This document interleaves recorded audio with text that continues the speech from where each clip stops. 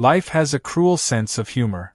One moment you believe you've escaped the past, moved beyond its grasp, but then, out of nowhere, it slams into you, laughing in your face. That's what happened to me last night. I had been sitting alone in an upscale restaurant, minding my own business, when a familiar voice sliced through the elegant chatter and soft clinking of silverware. "Poor man, still a secretary?" I stiffened. The words wrapped around my throat like a noose, pulling me back into memories I'd spent years trying to bury. Turning slowly, I met the smug, emerald gaze of Olivia, my ex-wife. The woman who had once sworn undying love to me before trading in our vows for a man with deeper pockets. And there he was, Daniel Crawford, the billionaire she had left me for, sitting beside her, smirking over a glass of aged whiskey. The sight of them together was a cruel joke, a painful reminder that in her eyes I had never been enough. "Imagine that," Daniel drawled, sliding an arm around Olivia's shoulders. "Still stuck in the same job. I told you, sweetheart, some people just never evolve." Olivia giggled, covering her mouth like she wasn't deliberately trying to humiliate me. "I guess some men just lack ambition." My grip on my fork tightened. The urge to lash out, to say something cutting, burned inside me. But I forced my expression to remain neutral. I wouldn't give them the satisfaction of seeing me break. "Olivia," I said evenly. "Daniel." I gave them both a polite nod, refusing to let anger taint my voice. "Nice to see you again." Daniel let out a low chuckle, clearly enjoying himself. "Is it? I doubt that." I didn't reply. What was there to say? That I spent countless nights wondering how the woman I loved had discarded me like yesterday's news? That I had drowned myself in work, trying to pretend I didn't care? No. Instead, I leaned back, forcing a smirk.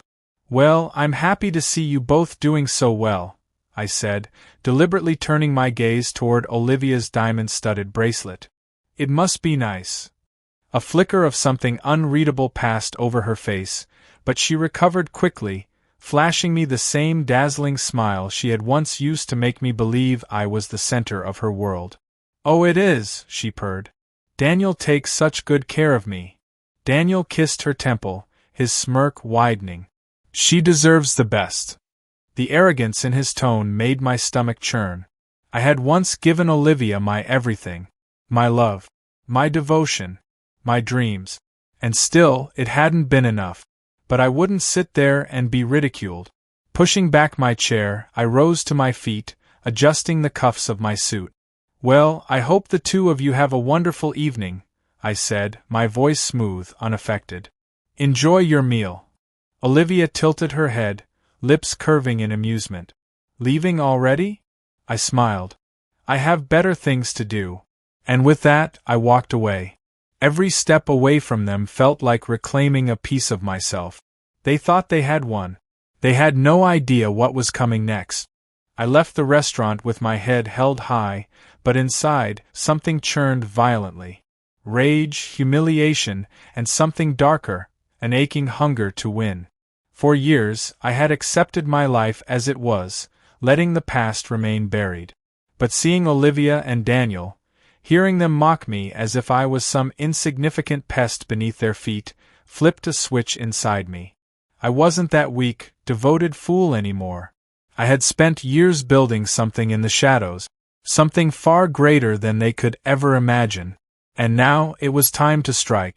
The next morning, I stepped into Sterling Industries, my real workplace, far from the lowly secretary position Olivia and Daniel assumed I still held. The truth was, I had started as an assistant years ago, a nobody in a suit, fetching coffee and scheduling meetings. But while they all dismissed me, I listened. I learned. I studied every deal, every contract, every power move from the men at the top. Then I acted. Strategic investment, silent partnership, the right connections. Now, I wasn't just a player in the corporate world. I owned half of it. And the best part? Daniel Crawford had no idea he was standing on the edge of a trap I had set myself. That afternoon, I received a message from my assistant, Nina. "Nina," Crawford Enterprises is seeking investors for their latest project. They're desperate. Looks like they overextended their reach again. Perfect. I leaned back, smirking. Daniel was arrogant, reckless. He took Olivia from me because he believed money made him untouchable. But business? That was my battlefield. I typed back. Schedule a meeting with Crawford's board. Make sure he doesn't know it's me until the last minute. Nina responded instantly. Understood. Also, Olivia reached out. Wants to catch up. Should I decline? My smirk deepened. Olivia, my ex-wife, a woman who had walked away from our love for power, wealth, and luxury. And now she was reaching out? Interesting. No. Except, let's see what she wants. That night, I found myself at a private lounge, sitting in a dimly lit booth when Olivia walked in. She hadn't changed much. Still effortlessly beautiful, still carrying herself like she belonged on a throne. But there was something new in her eyes. A flicker of desperation. Hello, Olivia, I greeted smoothly as she slid into the seat across from me. She offered a small smile. You look different. I arched an eyebrow. Better or worse? She laughed softly, tucking a strand of hair behind her ear. Better. I studied her, waiting. Olivia was never one for idle conversation. Finally, she sighed. Daniel and I were having some financial issues. There it was. I bit back a smirk. Oh. She nodded, swirling her wine glass. You probably heard. His investments haven't been doing well, and now his latest project is on the verge of collapse. I leaned forward, feigning concern. That's unfortunate.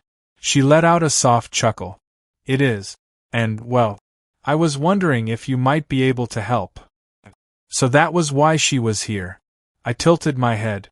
You want my help? After everything? She sighed. Look, I know how it sounds. But this isn't about the past, it's about survival. Lust flickered in her eyes, her fingers brushing against mine. We used to be good together, you and me. I could have laughed. She thought she could seduce me into helping them? I leaned in, letting my lips hover close to her ear. Olivia, I whispered. You made your choice. She shivered. Then I pulled back and smirked. And now I'm making mine. She blinked. What do you mean? I finished my drink, rising to my feet. You'll find out soon enough. Tomorrow, Daniel's empire would crumble. And Olivia? She would regret ever leaving me. Morning arrived like the calm before a storm. I stood in my private office, floor-to-ceiling windows revealing the city skyline, sipping my espresso as I watched the pieces of my revenge slide into place. Daniel Crawford, the man who had mocked me in that restaurant, had no idea that by the end of today, he would lose everything. The meeting had been scheduled under a different investment firm, one of my subsidiaries. Daniel had walked into the conference room blindly, thinking he was about to secure a major deal. But when I entered, his entire expression changed. Why you? His voice wavered, disbelief lacing every syllable. I took my seat at the head of the table, fingers steepled, a smirk barely concealed. Surprised to see me? His eyes darted to the executives in the room, his arrogance faltering. What kind of game are you playing? I leaned forward. No game. Business. One of my financial analysts slid a folder across the table. Mr. Crawford, we've conducted a thorough review of your company's financials. Your latest project is in serious trouble, ballooning costs, delayed timelines, and most importantly, no investors willing to back it. Daniel swallowed hard, gripping the arms of his chair. That's why I'm here. We can discuss. I cut him off. We're not here to invest, Daniel. We're here to acquire. Silence. His jaw clenched. That's not happening. I smiled. Oh, but it already has. Nina, my assistant, placed a document in front of him. As of this morning, controlling interest in Crawford Enterprises has been purchased through various holdings. She tapped the paper. You no longer own your company, Mr. Crawford. He does. His eyes snapped to mine, sheer panic replacing his arrogance. I savored it. You planned this, he stammered.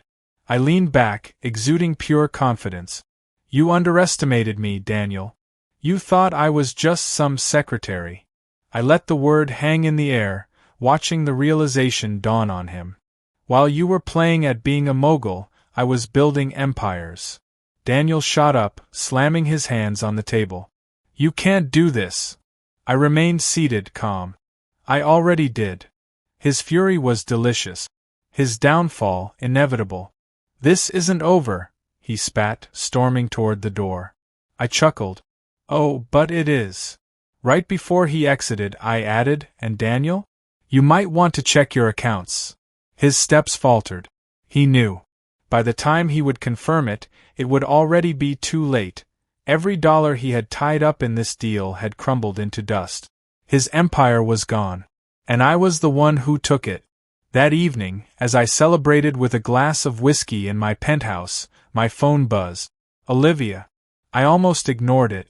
But curiosity won. I answered. Regretting your choices already? She was silent for a moment before whispering, Can we meet? A slow smirk formed. Why? A pause. Then, in a breathless voice, Because I need you. I took a sip of my drink, enjoying every second of her desperation. See you in an hour. As I ended the call, I chuckled to myself. She thought she could use me again. But this time, I would be the one in control. Olivia arrived at my penthouse an hour later, dressed to kill. A silk dress clung to her curves, the scent of expensive perfume trailing her every step. She stood in the doorway, eyes searching mine. Hesitant, hopeful, desperate. I leaned against the counter, swirling my whiskey. Did Daniel throw a tantrum? Her lips pressed together. He's ruined. I smirked. Exactly as planned. She stepped inside, closing the door softly. You really took everything from him. I sipped my drink. I didn't take anything. He lost it the moment he underestimated me. She exhaled, rubbing her arms. You know, you never used to be like this. I chuckled. Like what? Her gaze flickered, nostalgic, regretful, powerful, untouchable. She stepped closer, fingers grazing my chest. Familiar, intimate. The air between us crackled. I tilted my head. You miss it, don't you? She swallowed. I cut her off. The security, the love, me. A shaky breath left her lip. Yes. My hand curled around her waist, pulling her flush against me. And now, when everything is gone, you come back. She shuddered, hands sliding over my shirt. I never stopped thinking about you. I traced a slow line down her back, feeling her tremble. You left me for him, Olivia. She leaned up, lips barely brushing mine. I made a mistake. I smirked, enjoying the power shift. She was the one begging now. Her lips parted, waiting for my move. I tilted her chin up, eyes burning into hers. You only want me because I'm on top now. She stiffened. That's not true. Isn't it? My voice was low, dangerous. If Daniel still had his wealth, would you be here? Silence. Her hesitation told me everything. I pulled back, smirking. That's what I thought. A flicker of shame crossed her face, but desire still burned in her eyes. She wanted me, needed me, but I would never be her second choice again. I brushed my lips against her ear, voice a whisper. You had your chance, Olivia. Then I stepped away. She blinked, stunned. You don't want me? I exhaled, shaking my head. Not like this. She opened her mouth to speak, but no words came. I watched as the realization sank in. I had won. And this time, I was the one walking away. She turned to leave, shoulders heavy with regret. As the door shut behind her, I smiled. Revenge had never tasted so sweet.